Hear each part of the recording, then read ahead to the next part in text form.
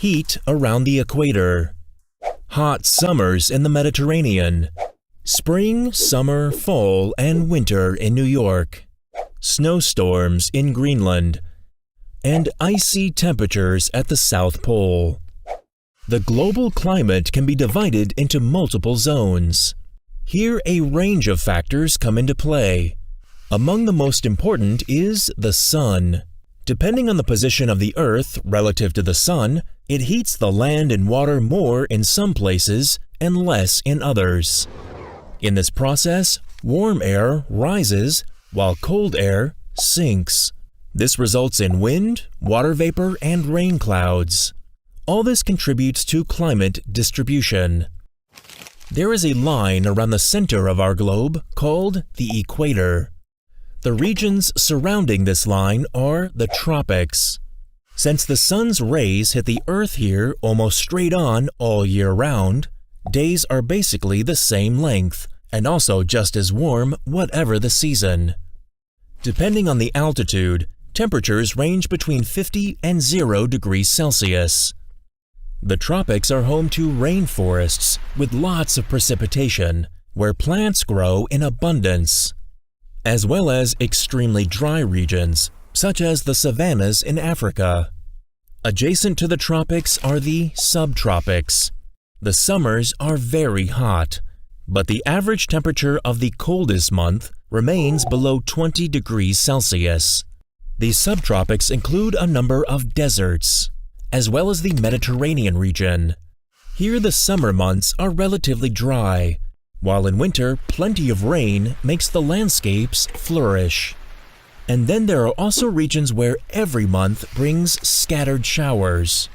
Different plants flourish here at different times of the year.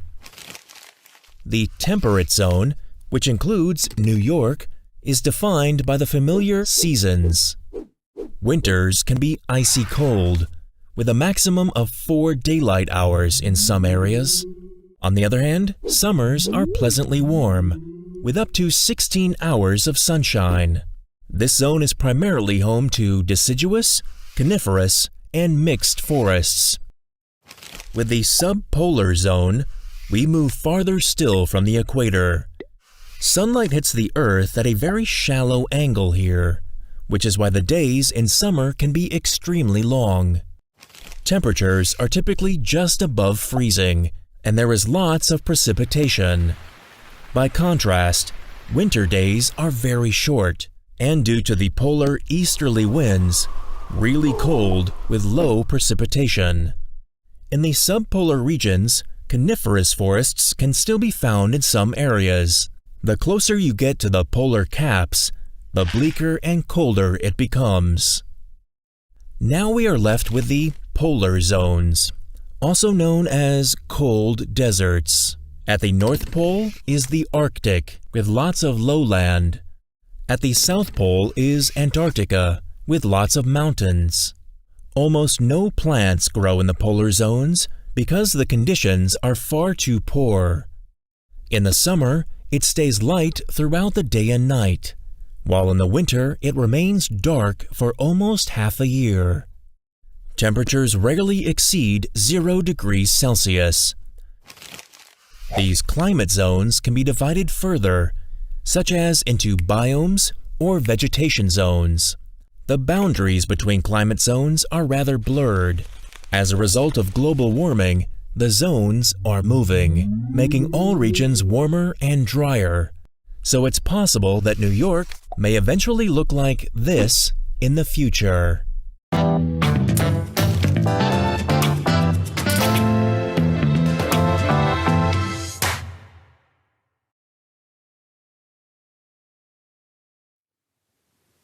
The climate refers to the prevailing average weather patterns of a region over a long period of time. For example, over a 30 to 50 year period. Weather is the daily atmospheric conditions consisting of precipitation, temperature, humidity, wind, and sunshine. Around the world there are different climate zones. In some regions there are hot and dry deserts. In other places there are warm and wet tropical rainforests, while other places are covered in ice. Why is this so? Now let's examine the main factors that influence the climate of a region. Latitude refers to location in the globe in relation to the equator. Generally, the closer to the equator a place is located, the warmer the temperature is, while the further away from the equator, the colder the temperature is likely to be. This is because on the equator, sunlight or insolation strikes the Earth at roughly a 90-degree angle. This results in intense solar energy as there is consistent length of day, that is 12 hours a day, 365 days a year. Regions close to the equator have warm temperatures all year round. Tropical rainforests thrive in equatorial regions since plants love this consistent light that powers photosynthesis. Because the Earth is spherical, this solar energy diminishes as you move further north or south of the equator.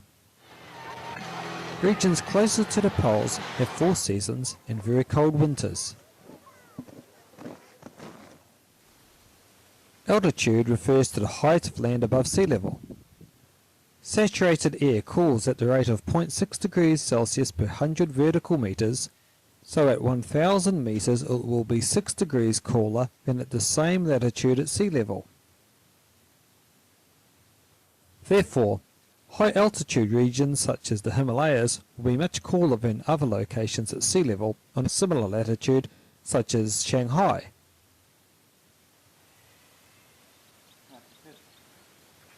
Mountains can also influence climate in other ways. For example, they can produce what is known as orographic rainfall. This occurs when moist air is forced to rise over mountains. The windward side of the mountain will have a wet climate, while the sheltered leeward side usually has a drier climate. We call this the rain shadow area.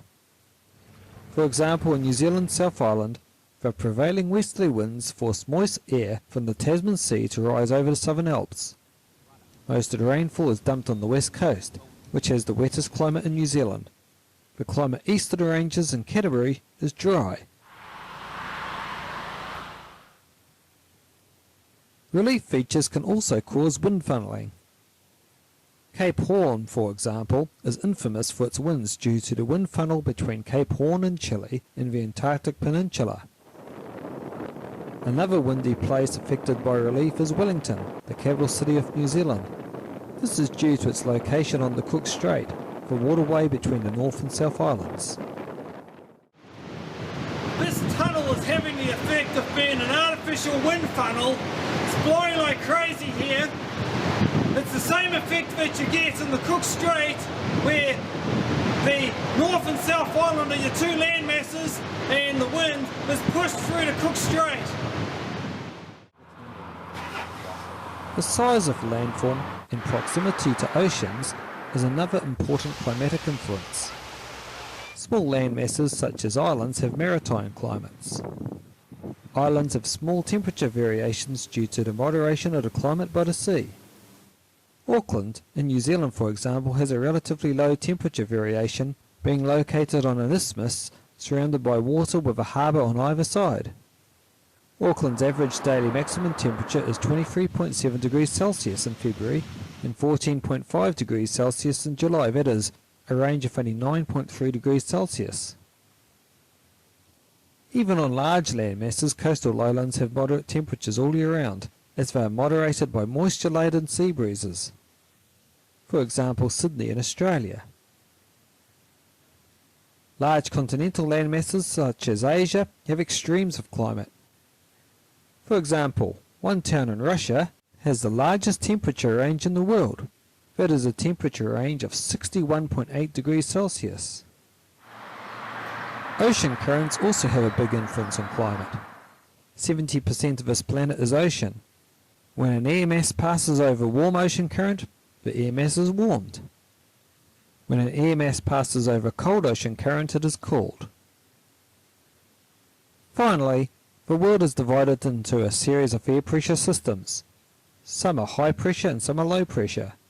Air pressure is measured in millibars, with low pressure being associated with high winds, rainfall and warm air.